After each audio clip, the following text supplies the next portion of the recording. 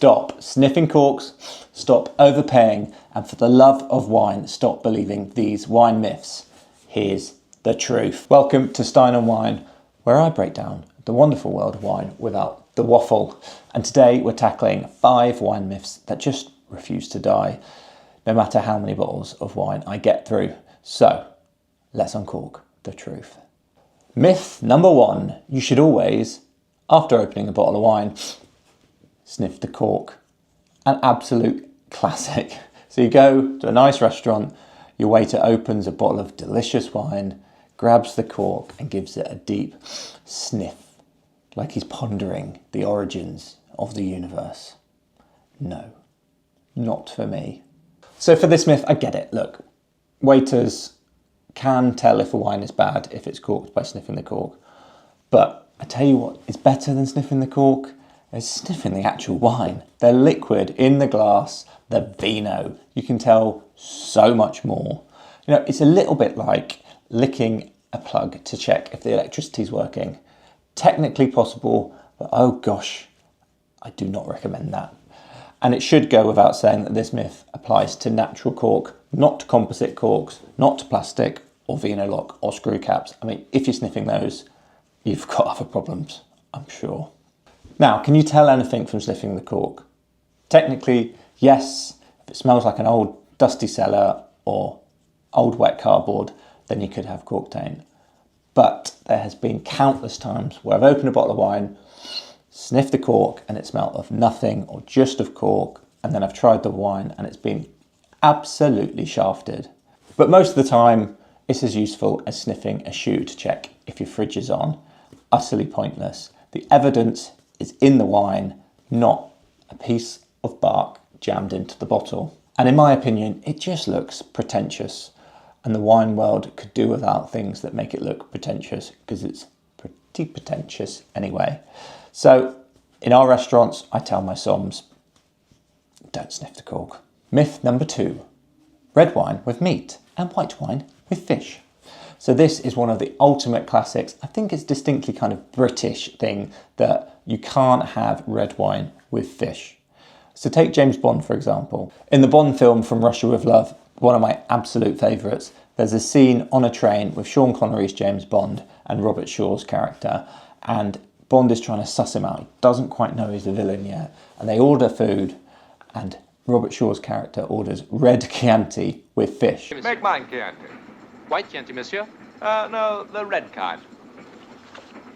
And it's in that exact moment that Bond and the audience know that he's lying and he is the villain, because apparently eating red Chianti with fish is worse than blowing up MI6. Now, Robert Shaw, one of my favourite actors ever, Jaws is one of my favourite films, went to my school, so I've actually been raised to be a Bond villain. So I do like red wine with fish. Light red wines can go absolutely brilliantly with fish. Pinot Noir and salmon, gamay and salmon, sardines and a Portuguese Bardolino and some oily fish. These are all perfect wine matches. So, out of the window, red wine with fish is a thing, 100%. So unless you find yourself in a 1960s James Bond film, pairing red wine with fish shouldn't make you suspicious. It's just delicious. Myth number 3, older wine is always better. Now this myth is particularly dangerous, especially for your wallet. People think that automatically older wine means better wine. It's just simply not the case. Most of the wine that you buy in a supermarket is meant to be drunk now, so in the next 1, 2, 3 years, not 20 years. I guess old wines are a little bit like old cars. Some are meant to be classics, worth millions upon millions, but the majority are just rusty old hatchbacks in a scrapyard outside Swindon. The trick is knowing which one is which. And spoiler alert, your £7 Merlot from Asda, it's not the DB5 of wine. So unless you've got a serious budget or a cellar for aging, don't overthink it. Drink the stuff while it's alive, or seek out an independent merchant where you can get advice on regions, particular styles that are better for aging. Myth number 4, the bigger the price tag, the better the wine. So here's another myth that absolutely drains wallets.